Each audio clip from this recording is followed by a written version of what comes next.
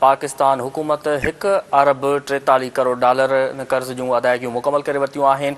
नाणे वारे वफ़ाक़ी वज़ीर जे सलाहकार खुर्रम शहज़ाद चयो आहे त पाकिस्तान 8 अप्रैल ते मैच्योर थियल 1.3 अरब डॉलरनि जो यूरो बांड वक़्त सिर अदा करे छॾियो। हुकूमत ॿियनि अदायगियुनि में यूरो बांडनि ते 126 मिलियन डॉलरनि जूं कोपन रियायतूं बि अदा कयूं।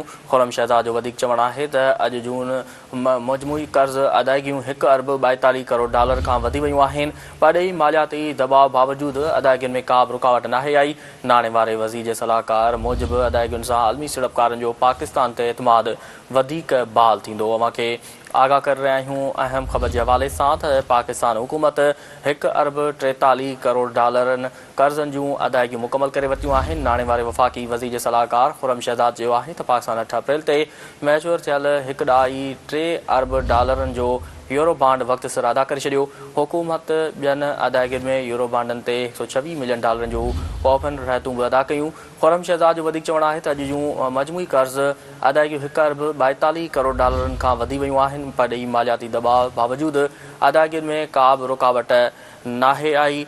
नाणे वारे वज़ीर जे सलाहकार मूजिबि अदायगियुनि सां आलमी सीड़पकार जो पाकिस्तान ते एतमाद वधीक बहाल थींदो।